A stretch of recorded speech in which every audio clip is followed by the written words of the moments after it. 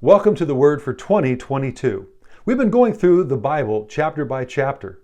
It started in 2020, where we went through the entire New Testament. Then in 2021, we began with the Old Testament. Yesterday, we finished with the book of Job. Today, I'd like to do something a little bit different and just have selected Psalms that we go through. Now, the book of Psalms is actually a collection of 5 books. Book 1 would be Songs 1 to 41. Book 2 is 42 to 72. Book 3, 73 to 89. Book 4 is 90 to 106. And the 5th book of Songs is Psalms 107 to 150. So there are 150 Psalms in the book of Psalms, which is a collection of 5 books. I know that might sound a little confusing, but this would be the hymnal for the Hebrew people. Of the 150 Psalms, 75 Psalms are attributed to David. Now, David didn't give us a lot of background into many of his Psalms, but 13 of his Psalms tell us the background, what was happening in his life, why he wrote it, what was happening, and what was taking place. Many of the Psalms that you read in the book of Psalms, they're poetic. Some are an acrostic, but many are instructional. They talk about what to do when we're facing a particular situation, such as, when you're feeling overlooked or lonely, then read Psalm 8. When you're struggling with sinful thoughts and you have guilt, read Psalm 13. When you want to live a righteous life, be sure to read Psalm 15.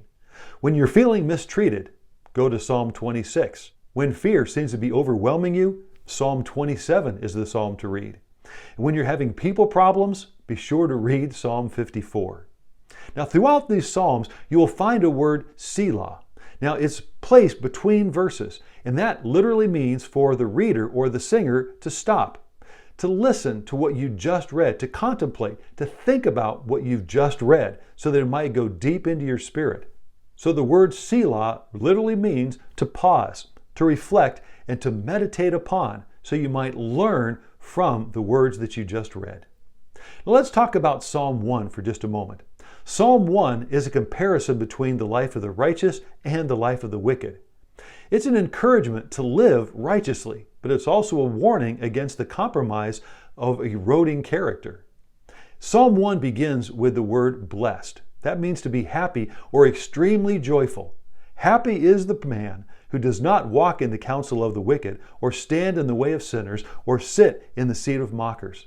Verse 1 gives you the picture of being progressive, becoming more and more comfortable with compromise, where you're walking, then you're standing, and then you sit. Peter is the perfect example as we think of his 3 denials. His first denial, he was simply walking up to the gate. He denied Christ there before a servant girl. Then the second denial was when he was around the fire. He was now standing. And then the third was when he was joining in the conversation. He was trying to blend in as though he were sitting around the fire.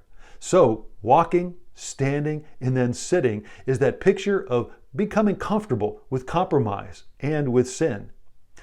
Verse 1 is actually a promise that you will be blessed if you do not do these things. But verse 2 tells you then how to be blessed. It says, "But his delight is in the law of the Lord, and on his law he meditates day and night." Now, the law is God's word, and it gives us our absolute standard for living, clear direction for life. So if we meditate upon God's word, we will do what he says, and we will avoid what he condemns. Verse 3 is the result. "He is like a tree planted by streams of water, which yields its fruit in season, and whose leaf does not wither. Whatever he does prospers." The result of doing verse 2 is that you will be like a tree, strong, sturdy. Even in the midst of difficulty, you will stand strong, and you'll be planted. That gives the idea of purpose. This is not random, but it's intentional. It's not by chance, but there is meaning behind it. So that tree that is planted, then it will yield fruit. That means that you will be productive, and you will be healthy in your life, and you will prosper, fulfilling God's purpose, plan, and goal for your life. So the result of verse 3 is if you do verse 2, and then that promise is that you will be blessed. As you read the next 3 verses, it's the exact opposite of being blessed. It's the flip side of the coin, if you would. So as you read Psalm 1, compare verses 1 through 3 and verses 4 through 6. Compare the way that the words describe that particular person, the picture that the words paint.